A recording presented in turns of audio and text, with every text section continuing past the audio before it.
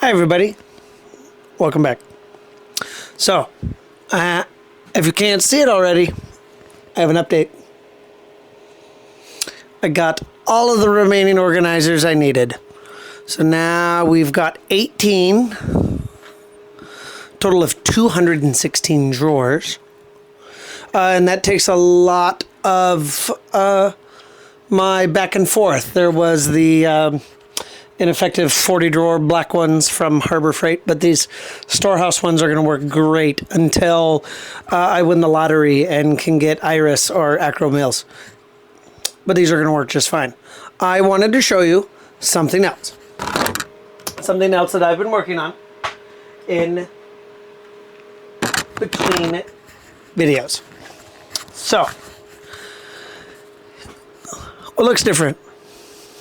There's a new tabletop. So what I did,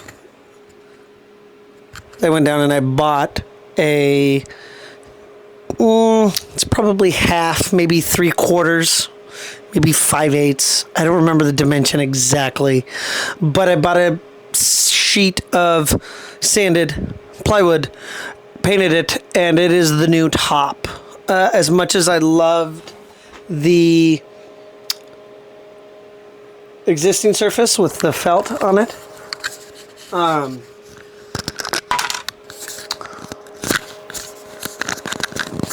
it was going to be hard to get the shot of a certain surface or an area if it was going to be up near the edge. I've also bought an extra base plate. I went to BAM today, and that's going to go right there. So that'll fill up the full table to the 4x7. I've started the prototyping of some solar panel designs. I picked up the Fortnite battle bus without any figs, as well as another small bag of bulk from today's acquisitions. And then the base plate as well. The reason this table is now flat and not sunken, mind you, there's like a full tub of my old school bulk under this, and it's currently held in by one screw in each corner, is it was going to get hard to get down here to get a shot. If I was building in this surface, it was going to be hard to get here with a camera or try to get down. Some of the shots I'm going to have are going to be real close, and for a lot of that I'll be switching back and forth from the camera to my cell phone. So I made the executive decision to just build on top of it. That way I can come right up with a tripod and kind of hit a shot that's out over the surface and get closer. I've got a zoom lens I'm going to be using, so that'll allow me to kind of get closer if needed. So rather than trying to get down over it or build it up, this will be the new permanent build surface. My next thing would be the logistics of entertaining. Could I be able to get this to lift or pivot? I might cut it in half, I might cut it into thirds, I don't know. But it would be nice that if I could access the space underneath here. If you guys have any ideas, please let me know. If you know me personally, shoot me a message. If you don't, a comment would be awesome. I would love to think like some pneumatic lifters or something. This is gonna get heavy. I mean, Lego gets heavy, so if I'm going to build the city that I think I'm going to build, this is going to be like 100 or 2 pounds. I mean, the sheet of plywood's already probably 25. So having some way in which that this could, and I could access the area underneath it for the sake of volume and sorting. I got rid of one of my small bins from my childhood. That one is all that's left. That is plate and everything else, brick and everything else. This has started the Gridfinity. So as I can get more successful prints off my printer, they go into here. So this will eventually get filled up with Gridfinity. This still has some already organizers of arches, everything else, and this is also now everything else. We're just running out of space. I can fit a lot of larger stuff here. Things like plate. I don't know if plate like this is going to stay up here, but I started to categorize 2x and 4x and 3x, just so when we start texturing this next week, there's going to be just striations of dunes and rubble and stuff that the buildings will come on. So this is now got to be treated cohesively. We're going to do the terrain pass. So I don't know what's going to stay.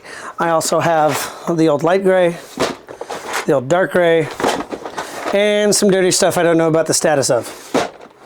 We'll save that for later. But this is all tile. This is like grill tile stuff. These are all going to be categorically rearranged to brick, tile, plate, whatever. The top ones are secured. The top ones do not come off the wall. So if I need to, I can take the bottom one with me,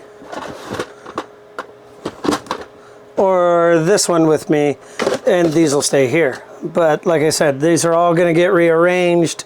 Carrie just came over and helped me kind of get everything from the smaller drawers into the bigger one. So some of these are not filled up with what they will stay. There's plate, there's more plate, there's corner plate, and then there's clips and ornamental pieces. Like, this is all going to change. More minifigs and accessories and stuff. So stuff will change. But this makes me incredibly happy. I'm very happy. I've got some projects, some stuff. This is all that I have left to sort. Sans, this, these, and my team of inspirers, as well as Plo Koon. But this is coming along. Delos, I believe, the planet. Okay, the project is called Asteria. The planet will probably be called Delos, or some sort of corporate moniker, codename Delos, something. Because in Greek mythology, Delos was the name of the island that Asteria would turn into to escape Zeus. It was also where her sister Leto was later born on. So I'm thinking Apollo and Hermes, I think, were also born. So I'm thinking this is Delos, because this will spawn several more ideas, and several more offshoots or ideas will come from this. So I'm thinking that we're off to somewhere, and I kind of like it. This is ramshackle. This is industrial, maybe. I really like this design. I found another like 8 of these today at the Lego store. Now they're all in there, as well as some subs from that 644-2, the old City Divers set. Another Rock Raiders canopy or a dump bed, as well as an old City and an old Power Miners. So a few more good things to add to the inventory. It'll get sorted. I don't quite yet know how I'm going to incorporate these. I would like these to be like when he comes to land down on the planet, these are like the old landing pad. When corporate bought and started retrofitting the planet, these are like the original landing pads. And maybe there's a small habitat or structure here that I'm working on. I don't know how I'm going to integrate those in here, just tiles and, you know, plates and stuff to kind of, but aesthetically I don't know yet. I have about 3.5 inches on either end. These are dollar store organizers. They give me like a 1/2 inch to play with on either end. I like this. I might put a little bit of a barrier. It's almost a brick and a half, a plate and a half on the end to fit, because the table was cut to 41 inches and this is 40 inches. Each 32 base plate is 10 inches, if you didn't know that, even the BAM ones. So that leaves me like a 1/2 inch to play on the end, as well as about 7 inches that I'm dividing by 2 on either end. So if I'm working on something, I could have a set of trays. I might try to print some sort of Gridfinity compatible version, because these Gridfinities almost fit perfectly as well. So if I can do it, I kind of want to do that. So that way I can have a set of drawers along the side on either end that as I'm working in an area, I can, okay, this has got to come up to this corner and build out this tile. Or, oh, hey, there's a smelter on this plate. We need plates nearby for that.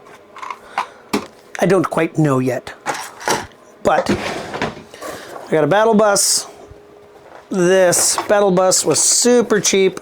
All the value in the Fortnite battle bus is in the figs, and this did not have any. So we can take the top off. There's some seating, some chairs, some weapons. But these are all good pieces that are going to end up going into the city somewhere. This bus will probably be taken apart. But at 25 bucks, couldn't say no. So great deal at your local Bricks and Minifigs. So that's going to go in, as well as my bag of bulk. And I have another box that I'll take back to the store. I don't know what else to update you on. I did sell most of the stuff that was up here. So all of my larger bins have kind of gone up here. The one thing I do need to do is I'm going to secure the top to the bottom with those. I took those off when we put this on, but I'm thinking I'm going to put them lengthwise along the bottom here. To kind of decide, this will slide if you bump it too much, and then it'll start to tilt and cant and just be dangerous. It's heavy. That one's even heavier. So we're gonna put that one there, one on the other side, and that'll kind of lock it in place. I got to do some research on weight restrictions and to see if there's something I can design that will lift this up while maintaining parallel. Because that would be ideal. I would love to use the space that's under there, but I don't know if, you know, come a year from now, there's 200 pounds of Lego on that this doesn't move or cave or slide and whatnot. I also want to put it on wheels. I have found my wheels, so I don't know if having it on wheels, being able to move it, being able for the top to open with 100 pounds of Lego on it is going to be, or, so we shall see. But we're good. We're at a real good starting point now. Now I'm comfortable. I sorted all the tile. I have more to do. But we can start on the terrain pass and starting to build out the composition of what the ground is going to look like. Debris, detritus, the portal that I was building. I don't know if I've actually showed that to you guys. I'm going to have future self splash in a photo of it. It is currently down at the store for the mock contest. I was due this Friday, so I finished it off real fast with the help of my buddy Carrie, and I took it down to the store. So I don't have to worry about it 2 weeks. I won't say I was obsessing about it, but I was kind of getting obsessing about it. But not having it here, it will force me to pivot my energy and enthusiasm to the terrain. I can't really start on anything else that I want until the terrain is done. So now that that's at the store for 2 weeks, we can start here.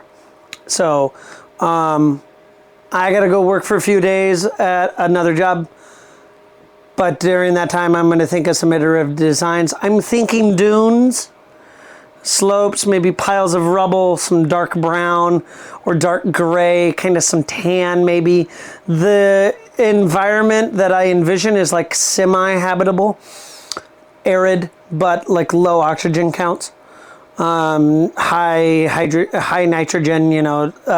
He's close to terraforming, but it takes him another little to get there. He's going to do it via gasifiers. He's going to burn the refuse that he encounters to generate, through electrolysis and some other processes, to generate the atmosphere to be stable.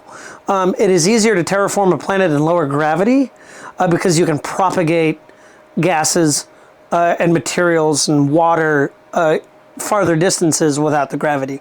So if gravity is say 0.6 or 0.7, it'll be that much easier. So I've got to build some terrain. I've got to build some equipment, start prototyping that, but we are on our way. I'd like to thank you for staying with me this long into the video. I know I have a tendency to ramble, but I am very passionate about what I'm doing. And I hope that you will subscribe, because this is going to take a while. So don't forget about me. But I want to follow you along. Like I said before, I was told to log this, so I'm going to.